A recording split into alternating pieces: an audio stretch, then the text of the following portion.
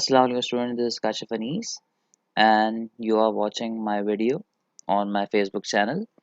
So in this video we are going to solve the numericals of metric physics 2010. ठीक है जी, तो आए ज़रा इसके हवाले से बात करना शुरू करते हैं। अच्छा जी, अब जैसे कि आपके सामने बेटा एक क्वेश्चन जो है आ चुका है, इसमें कह रहे हैं how much energy will be release when 50 grams of mass is completely transformed into energy. इसका मतलब आपको एनर्जी को आपको जो है मास को ट्रांसफॉर्म करना है एनर्जी में। तो आए ज़रा इसके हवाले से वो डेटा बनाए थे। तो डेटा में जी पूछा जा रहा है कि एनर्जी मालूम करो और जो है आपको मास गिवन है 50 ग्राम्स। अब इसको करने का तरीका होता है कि आप सबसे पहले तो उस ग्राम को किलोग्राम में चेंज करें, यानी कि आप डिवाइड कर दें से किससे, 1000 से। 0 से 0 कैंसिल हो जाएगा और ये आ जाएगा 0.05 kg। ठीक है, अब हमें एनर्जी निकालनी है। तो यहाँ पर बेटा जो वर्किंग फॉर्मूला आपके पास होगा वो होगा E is equals to M C square, Einstein mass energy equation. अब आप जो है इसको सॉल्व कर सकते हैं। एनर्जी आ जाएगी, मास की जगह पुट कर दीजिए 0.05। सी की जो वैल्यू आप जो है डेटा में लिख सकते हैं। सी की वैल्यू कांस्टेंट है, आपको याद करनी होगी, जो कि होती है 3 एक्सपोनेंशियल 8 मीटर्स पर सेकेंड। बस यहाँ पे आपको रखना पड़ेगा 3 इंटू 10 एक्सपोनेंशियल 8 का स्क्वायर। सॉल्व करके आपके पास एक आंसर आ जाएगा which will be in joules. तो इस तरीके से ये न्यूमेरिकल बहुत आसानी से सॉल्व हो जाएगा जी। So our next numerical is this, when a sound wave of frequency 200 hertz, अच्छा भाई frequency given है 200 hertz and a wavelength of, wavelength आप देख सकते हैं इस क्वेश्चन में हमें गिवन दी गई है, और वेवलेंथ जो है जी वो है 300 सेंटीमीटर। वेवलेंथ को रिप्रेजेंट करते हैं उल्टे y यानी कि लैम्डा से, जो कि है 300 सेंटीमीटर्स। मीटर में कन्वर्ट करते हैं, डिवाइड बाय 100, कैंसिल हो गया, तो आपके पास जो लैम्डा है वो आ जाएगा 3 मीटर्स। ठीक है, passes through a medium, calculate the velocity, velocity निकालनी है जी। तो बेटा बहुत ही आसान सा न्यूमेरिकल, आपको सिर्फ एक फॉर्मूला अप्लाई करना है, v is equals to F lambda. F पता, v पता, लैम्डा पता, सॉल्व करेंगे आ जाएगी velocity which will be in metres पर सेकेंड।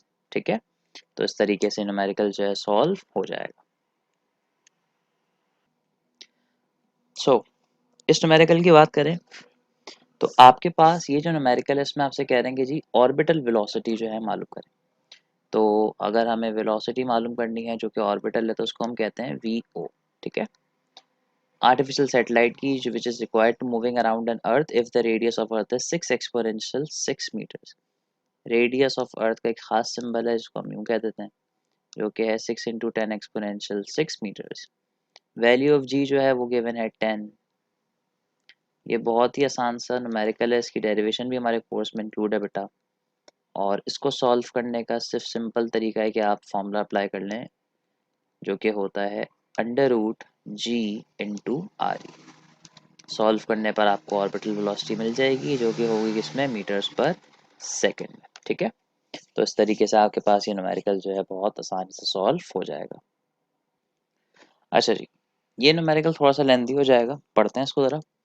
कहा जा रहा है कि force is acting at an angle of 60 degree. एक फोर्स है जो कि यहाँ पर एक्ट कर रही है।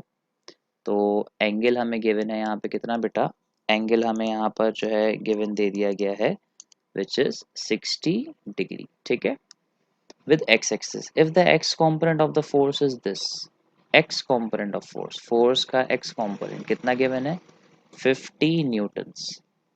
Find the resultant force, resultant force यानी कि F निकालें, और साथ साथ निकालें y component of force। ठीक है, अब जरा इसको सॉल्व करके देखते हैं जी किस तरह से काम करता है। अब सबसे पहले तो आप देखें, आपको f निकालना होगा, क्योंकि एफ वाई निकालने की नहीं है।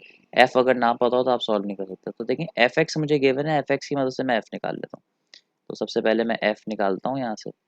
एफ एक्स मुझे गिवन है, F X is equals to F cos theta. तो अगर मैं यहाँ से f को सेपरेट करूँ तो ये कॉस थीटा इसकी डिवाइड में चला जाएगा और ये बन जाएगा F x upon cos of theta. ठीक है जी, एक तो ये काम जो है यहाँ पर हो जाएगा। अब अगर आप जो है यहाँ पे पुट करें तो बड़ा आसान है, एफ एक्स की जगह पे रखना है 50। इसकी पूरी कैलकुलेशन दिखा देता हूँ। अब देखें, कॉस है, जब इस कॉस की जगह पे आप यहाँ पे जब ये वाला एंगल पुट करेंगे, फॉर एग्जांपल अगर मैं आपके सामने ये पूरा एक एंगल पुट कर दूँ जो कि मुझे गिवन है कितना 60 डिग्री, तो बेटा आप देख सकते हैं कॉस 60 डिग्री की जगह पे क्या आ सकता है 0.5, तो यहाँ पे आ जाएगा 0.5। तो जब आप इसे सॉल्व करेंगे तो एफ़ की वैल्यू आ जाएगी 100, और अगर ये फोर्स है तो जो यूनिट यहाँ पे यूज़ होगा वो यहाँ पे यूज़ हो जाएगा, जो कि हो जाएगा न्यूटन। तो इस तरीके से आपके पास ये जो एफ़ है वो मालूम हो जाएगा। ठीक है जी। अब अगर बेटा एक बार एफ़ आपने मालूम कर लिया है तो अब आपको किसी भी किस्म की ज़रूरत नहीं पड़ेगी। एफ़ आपने मालूम कर लिया तो अब आपको परेशान होने की जो है बिल्कुल भी ज़रूरत नहीं है। अब आपको सिर्फ एक काम करना है कि अब आपको यहाँ पर एफ एक्स निकालना है, सॉरी एफ वाई निकालना है। तो देखें एफ वाई निकालने के आसान सा काम कर लेते हैं। अगर मैं यहाँ पे एक लाइन इस तरह से खींच दूँ तो देखें अब मैं निकालने जा रहा हूँ आपके सामने एफ वाई। एफ वाई का फॉर्मूला होता है जी F Y is equals to F sine theta.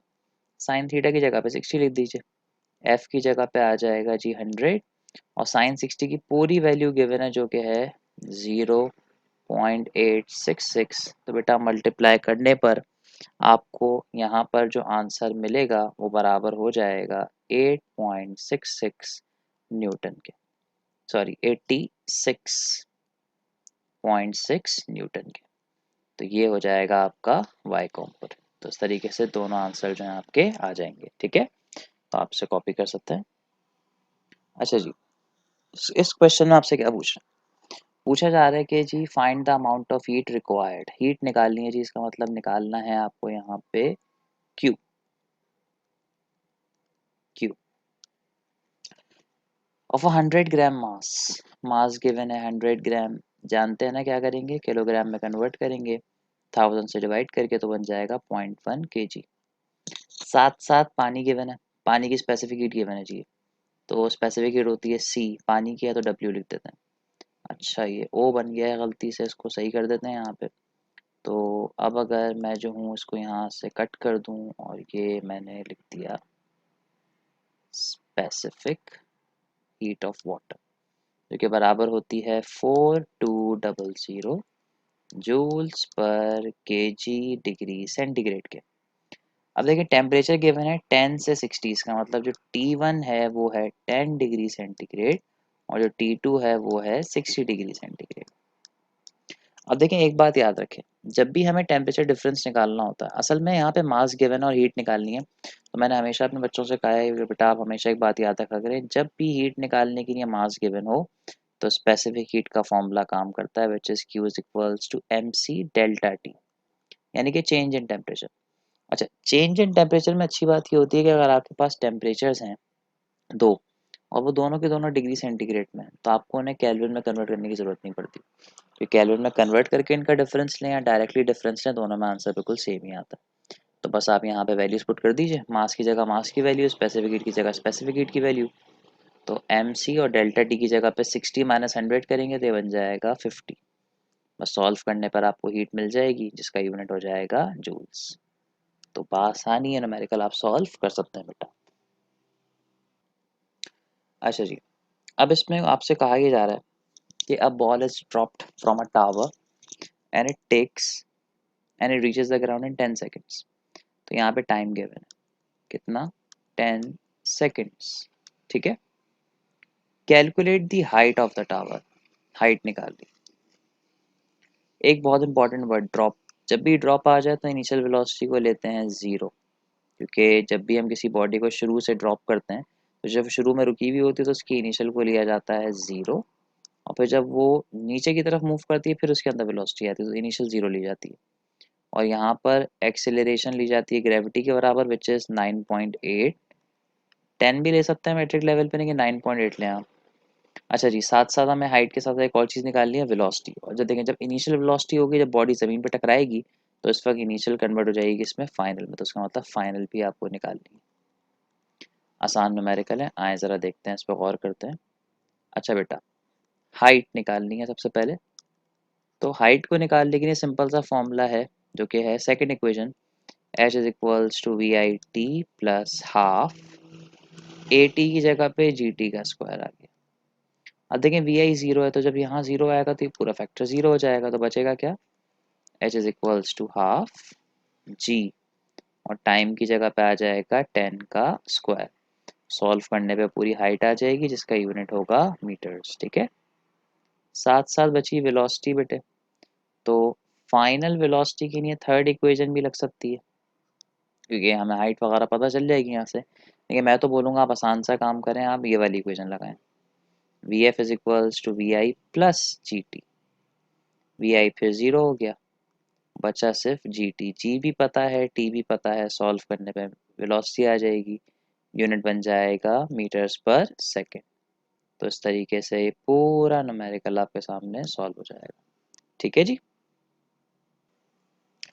चलिए जी अब इसके बारे से बात करते हैं। न्यूमेरिकल में कुछ ये कह रहे हैं आपसे कि बेटा मालूम करें, find the focal length small F, chapter 12 या 13 या 14 का क्वेश्चन होगा ये, of a concave mirror which is 15 centimetre. Sorry, मालूम नहीं करनी, पहले गिवन दी हुई है यहाँ पे, तो उसको सब माइनस करते हैं। गिवन दी है विच इज 15 सेंटीमीटर। अच्छा, कॉनकेव मिरर कन्वर्जिंग होता है, सब कुछ पॉजिटिव ही लिया जाएगा। Where should an object be place, object को कहाँ रखें, इसका मतलब पी निकालना है। ठीक है, so that to get its real image magnified thrice, magnified का मतलब मैग्निफिकेशन, थ्राइस का मतलब 3। अब इस तरह के न्यूमेरिकल्स को सॉल्व करने का आसान सा तरीका है कि आप इसका बेसिक फॉर्मूला लगाएं, जो कि होता है 1/f is equals to 1/p plus 1/q। अगर यहाँ पे वर्चुअल होता तो यहाँ पे माइनस आ जाता। f की जगह रख सकते हैं हम 15, p की जगह तो p आ जाएगा, और साथ साथ जो q है बेटा, इस q की जगह भी q ही आएगा। अब मसला है इस q को मालूम नहीं कर सकते, अब जब तक हमें कुछ कंडीशन ना पता हो, तो अब q पता नहीं है तो उसको वन दे देते ना, कि p मालूम करना है, q मालूम नहीं है हमें, तो हमें हेल्प लेनी पड़ेगी मैग्निफिकेशन की। सिंस मैग्निफिकेशन हम सब जानते हैं बराबर होती है q/p के, मैग्निफिकेशन 3 है, अगर मैं इस p को इससे मल्टीप्लाई कर दूं तो ये p यहाँ पे आ जाएगा और ये बन जाएगा q। तो आप कह सकते हैं कि बेटा इस q की जगह पे मैं ये वैल्यू पुट कर सकता हूँ, तो अगर मैं ये वैल्यू पुट कर दूं तो ये बन जाएगा 1, तो ये कुछ इस तरह से बन जाएगा जी, बन जाएगा 1/15 is equals to 1/p plus 1/3p। अब एलसीएम लेने का बड़ा आसान सा तरीका मैं हर बच्चे को सिखाता हूँ कि भाई नीचे वाली वैल्यूज को मल्टीप्लाई कर दें और ऊपर आपस में क्रॉस मल्टीप्लाई कर दें, तो ये बन जाएगा 3p इंटू पी, पी का स्क्वायर, 3p1 ज़ा 3p प्लस p1 ज़ा p।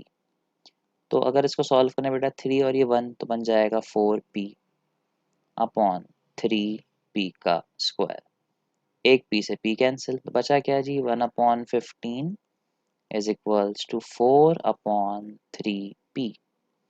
p को यहाँ ले जाते हैं, 15 को इस तरफ ले आते हैं, तो ये कुछ यूँ दिखेगा मुझे कि p इज इक्वल्स टू 4/3 अपनी जगह पे इंटू 15, आसान है जी, 3 5 ज़ा 15, 5 4 ज़ा 20, तो p आ जाएगा 20। ये डिस्टेंस है तो यूनिट हो जाएगा सेंटीमीटर। अच्छा, ये वो वाइट चैप्टर है जिसमें हमें यूनिट कन्वर्जन करने की ज़रूरत नहीं पड़ती बेटा। चलें जी, बस ये है आखिरी न्यूमेरिकल 2018 का, और ये जो न्यूमेरिकल है बेटा ये है an electronic heater has a resistance of 20 ohms. अच्छा जी, हीटर की बात की जा रही है, तो अगर हीटर के हवाले से कुछ बात करें बेटा, तो ये जो रेजिस्टेंस है हम सब जानते हैं, हमने इसको इलेक्ट्रिसिटी में पढ़ा है, और रेजिस्टेंस का भाई एक बहुत ही वेल डिफाइंड सिंबल है जिसको हम लोग कहते हैं कैपिटल आर, जो कि है 20 ओम्स का, खास तौर पे इस तरह से एक सिंबल बनता है। Works at a potential difference of 220 volts, voltage given है 220 वोल्ट्स, फाइंड द करंट, आई निकालना है, passing through the heater, and the power, ये छोटी सी यहाँ पे लिखी हुई है पावर, पावर भी निकालनी।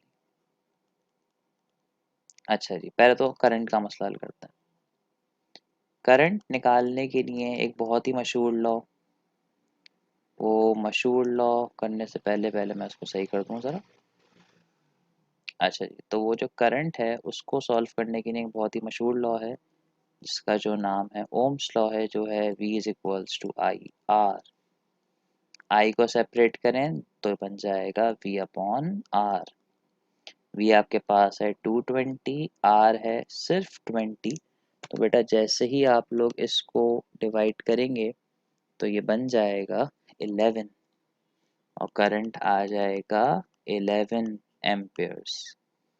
अब बारी आई जी पावर की।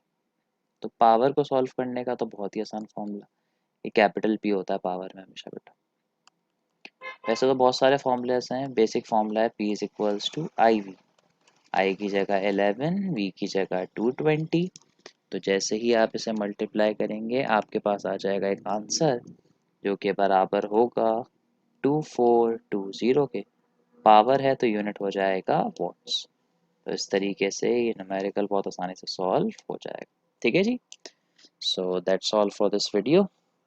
Thank you for this. Subscribe to my channel and look forward for other videos. Thank you very much.